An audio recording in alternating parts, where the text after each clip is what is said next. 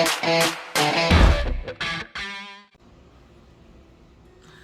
friends, how are you doing today? I hope you guys are doing great. I hope you all had a beautiful week.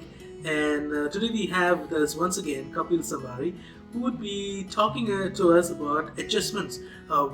Specifically about attitude adjustment. So, if you're not subscribed to our channel, do subscribe, hit that bell icon, and so that you get our notifications every day of the week. Let's go ahead and hear what Kapil has to speak to us.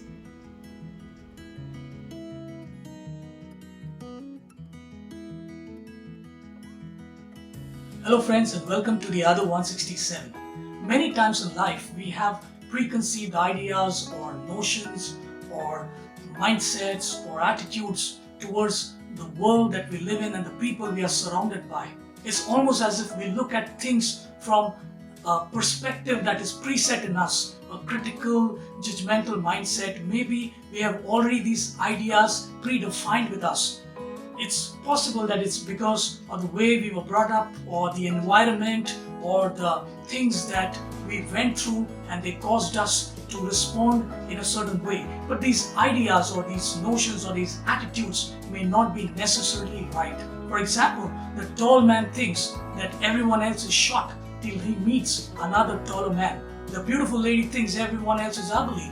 The wise or the intelligent man thinks everyone else is foolish. The weaker person thinks that everyone else is stronger, and the one in sin thinks that the world is a hopeless place to be.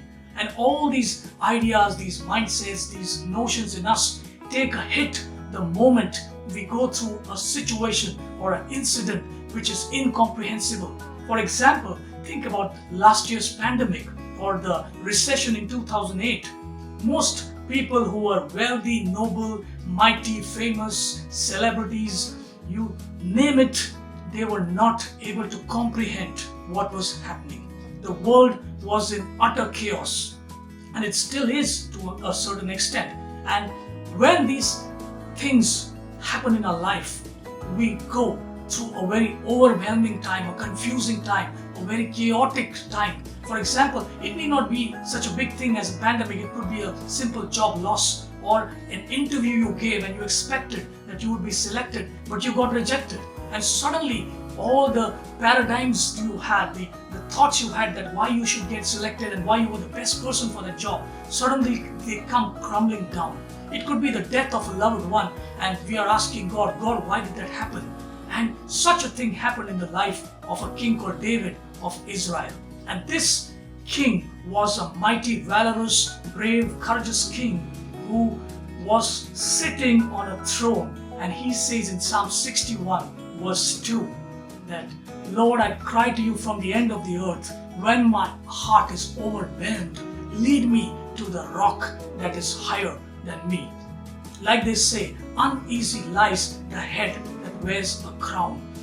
David's problems compounded when he became the king. He had problems on the personal front as well as the professional front. His own children were fighting against each other, out to kill each other. His own captains and his own military, some people, some leaders in them were rebelling against him. And at this time, he's crying out to God, God, I am overwhelmed, Lord. I need a perspective adjustment, an attitude adjustment, because perhaps I'm so lofty, I think of myself so highly, maybe I'm so much good for myself that I'm not able to understand what is happening right now. And he says two things which are very important for us to understand. Firstly, he says, lead me, Lord, because I'm incapable, I'm completely worthless, I'm not able to understand why this is happening, what is happening in my life. But only you can lead me, Lord, because I think I have an image about myself and I have become too big for myself. And I know, Lord, that this is not right. So the first thing he says is, Lord, lead me. And then the second thing he says in verse 2 is, to the rock that is higher than me. Now it's so amazing that we know in the Bible the rock means Jesus Christ. And no one, no creation of God can compare to God. But David is actually making a confession and also a plea to God. He's making a confession that I think I have become swelled up as a king. That's why he's saying, lead me to the rock which is higher than me, which means I think I'm at a certain position, but this position is of no use because it's all bloated up.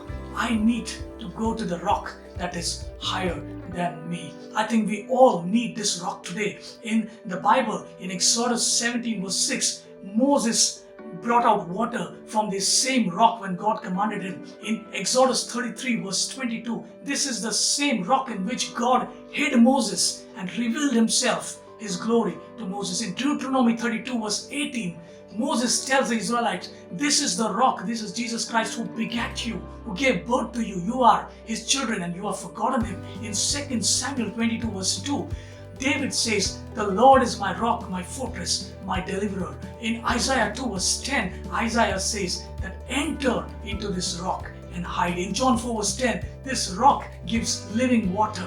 He offers to give living water to the Samaritan adulterous woman. In 1 Corinthians 10:4, Paul says that our forefathers drank the spiritual drink, the spiritual waters from this spiritual rock, Jesus Christ. And in 1 Peter 2 verse 8, finally, Peter says, this is the rock of offense, a stumbling block, a rock that comes against our flesh, against our carnal way of thinking, our earthly approach or attitudes or preconceived notions, because he gives us a heavenly perspective of things. One day, John the Apostle was watching a great vision, which is recorded in the last book of the Bible called Revelation. And in Revelation chapter 4, verse 1, there's a trumpet sound and God tells him, come up hither, come up higher and see things, John, from the way I see them. Don't look at things from the earthly perspective, from the earthly attitudes that you have, because they are not necessarily right. But look at the way I look at things and you will have clarity, you will have direction,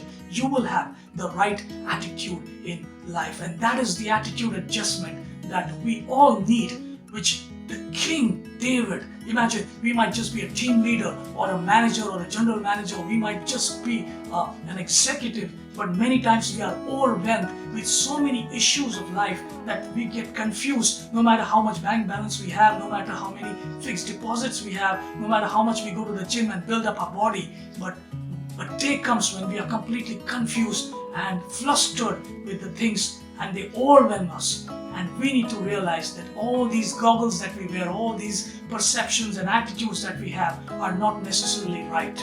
But we need to come, like David said, to the rock that is higher than us. That is Jesus Christ. Thank you for listening to this message. Do like, share, subscribe, and comment. God bless you. Bye-bye.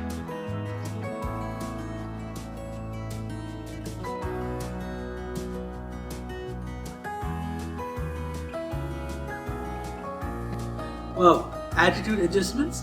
Even King David, he was overwhelmed many times because of his ways of perceiving things and his attitude towards them, and even when sudden events came in his life. The rock, Jesus Christ himself, is the one who can set our attitudes towards life correctly. So we need the higher understanding from Christ, which helps us live life right.